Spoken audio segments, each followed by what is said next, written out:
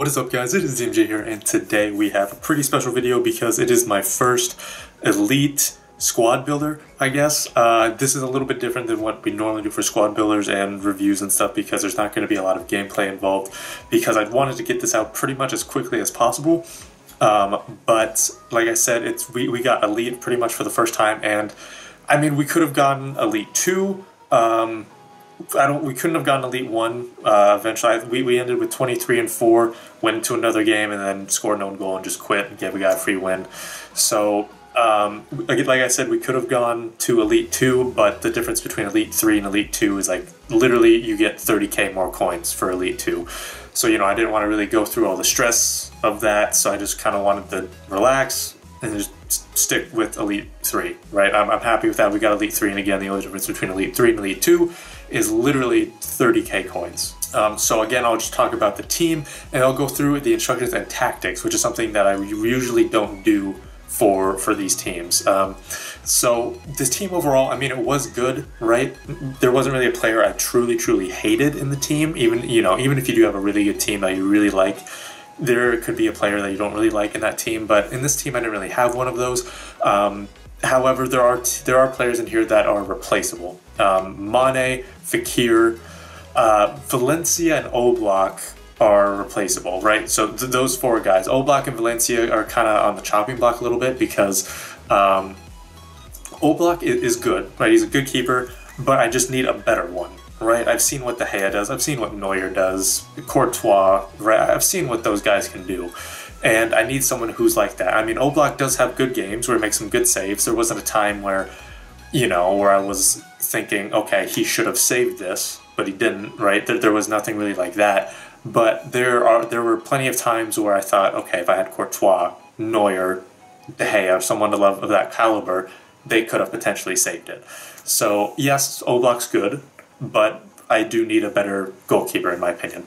Valencia, I mean, he's good, he has good stats on him, but honestly his jumping really came into play. I literally conceded 5 goals from crosses, specifically because he could not jump or just would not jump, right? And obviously that's going to be frustrating, and again, it led to goals on multiple occasions, more than even Lucas Hernandez, right, who's 6 foot as a center back. Lucas Hernandez didn't give us many goals from crosses as Valencia did. So again, that's why those 2 are on the chopping block. And then with Fekir and Mane, definitely replaceable because Fekir just wasn't good enough. I mean, I tried him at center attacking mid in the central, and he just wasn't that good. Just flat out, he just wasn't that good. So I put him on the wing, and he was somehow better there.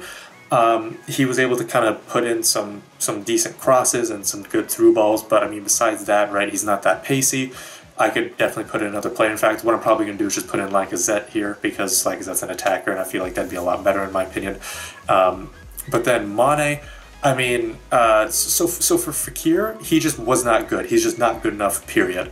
Mane, I feel like he just underperforms, right? There are times where he can get a goal, right? There are times where he puts himself in a good position to do something good, but then he either doesn't do it or, he just can't convert, right? So there are times where, Lucas can hit finesses all day, right? And I put Mane in the exact same position, right? And he has a marksman on him, I believe. I think that's a marksman, right? And he goes to 90 plus finishing, goes to 84 plus, or he goes to 84 long shots, he goes to 87 shot power. So I mean, that's obviously solid, but he just can't put it away for some reason. He just can't put things away. So yeah, again, he can put things in the back of the goal, but he doesn't do it as often as he should. So again, he's definitely replaceable, right? I could put in Willie on here, I could put in Sane. There are definitely players I could put in here who would be better than him. So besides those 4 guys, everyone else did very well. These 2 center backs here, Inform Bailly and Inform Lucas Hernandez, just solid. Inform Bailly being the better of the 2 in my opinion. He was just a tank the entire time. Inform Hernandez was good, right? He was solid, and one of my favorite center backs, I would say. But I do want to try out Varane because I feel like Varane is a little bit better.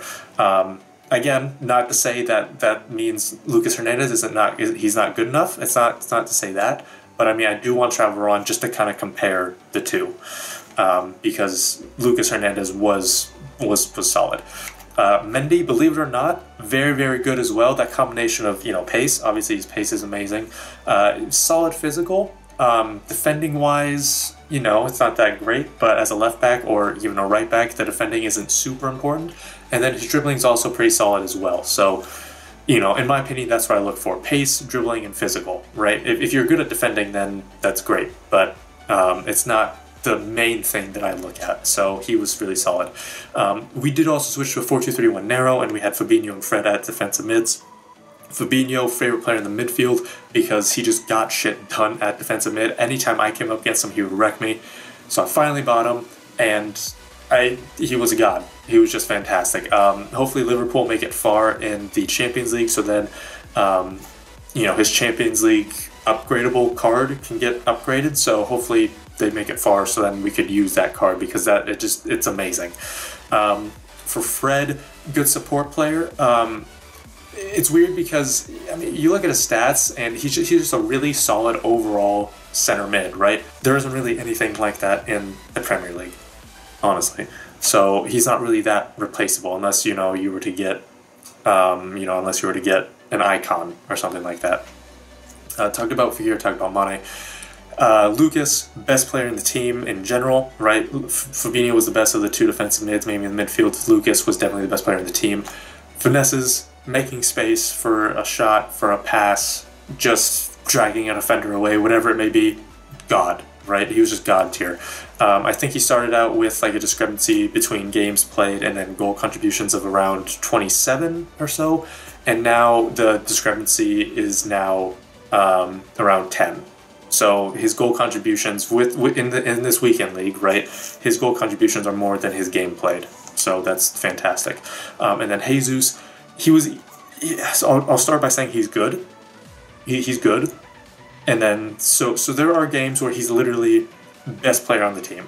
Doesn't even come close. He's getting goals, getting assists, positioning, dribbling, whatever. Literally best player on the team. Not even Lucas can compare to him. And there are other games where it's not as often as his good games, fortunately, but it still happens more than it should, in my opinion, where he's literally the worst player on the team. Dribbling, can't do it. Shooting, can't do it. Passing, can't do it. There's literally this one time I remember where the opposition had a goal kick, passed it to their center back. I got the ball, or I tackled him with Jesus and knocked over the center back at the same time. So it's completely free. Mane makes a run. Jesus was squared up, right? Just do a simple 8-button pass. And if it was a good pass, or not even a good pass, but if it wasn't a shitty pass, Mane would take a touch, take a second touch, finesse it in for a goal. But what Jesus does is, again, 8-button pass, passes it to a point where Mane still gets it, but they literally arrive at the same time, where Mane and the goalkeeper arrive at literally the same time, so I can't get a good shot off, and I can't do anything with it. And again, that happened multiple times, so it's really, really frustrating. So I would want to... Jesus might be replaceable, maybe only with Aguero or an icon, but I do want to try Aguero because I do feel like Aguero would be a lot better than Jesus. So that is the team. Let's go over the instructions and tactics. So again, like I said, we did switch to a 4-2-3-1 narrow. I did put it on constant pressure. The width is a little bit more narrow and the depth is higher. For constant pressure, people ask, like I streamed a little bit over the weekend, and what people would ask me for constant pressure is do people get tired?